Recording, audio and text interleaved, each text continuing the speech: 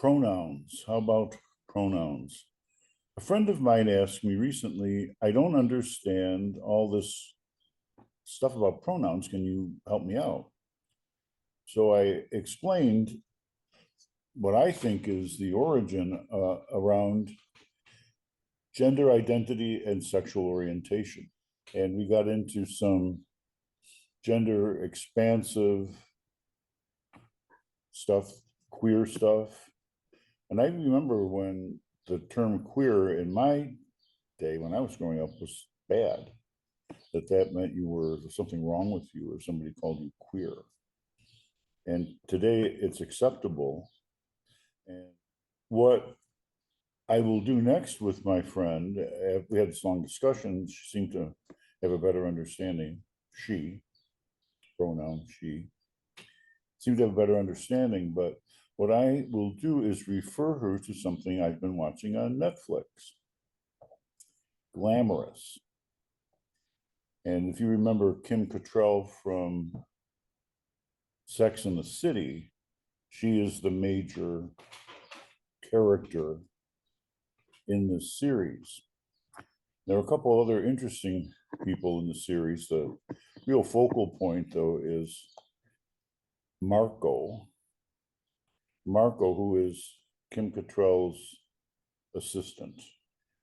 Kim Cattrall plays a Madeline Addison, who is a former supermodel who now owns a major cosmetics company in New York, New York. And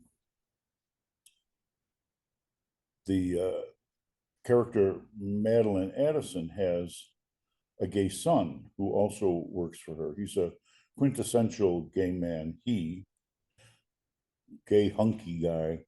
They show a lot of him working out, and it shows. And he reminds Marco of his abs, but Marco really isn't interested because Marco is a gender expansive person, identifies as he.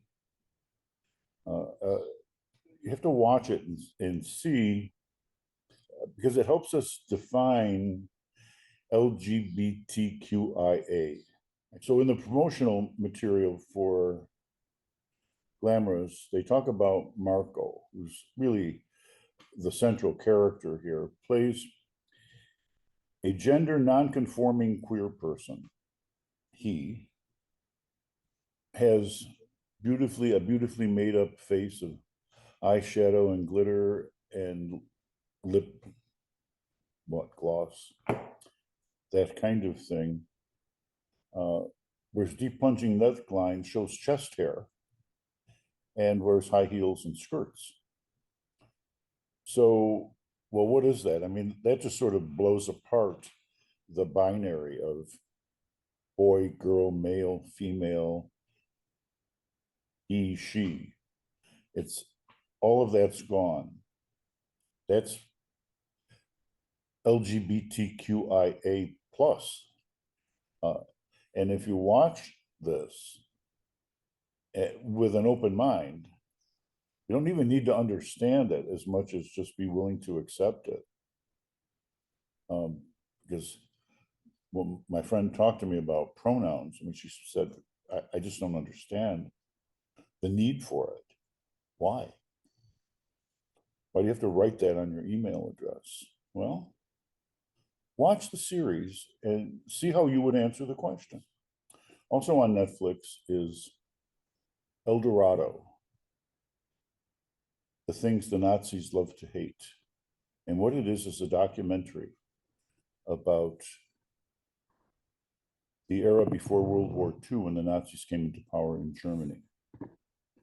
And is the complete antithesis of what Glamorous is about and the message that it conveys. Eldorado is a gay club in Berlin in the mid-1930s before World War II.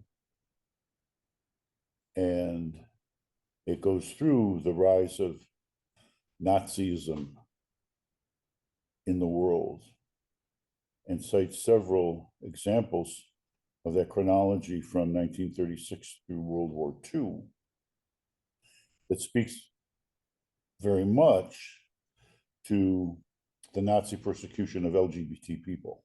Start with Glamorous. Take a break and see if you can get through Eldorado. It's an hour and a half. And then watch Glamorous again. But I think it's important for our own self-awareness, political awareness, gender identity, sexual orientation, and protecting that, to also have a look at Eldorado. Your thinking will change, because some of it, no, a lot of Eldorado is reminiscent of what we're seeing in the world today. But I don't want to get too political, and I want to close this on a high note. So please start with Glamorous. Tell us what you think of Marco.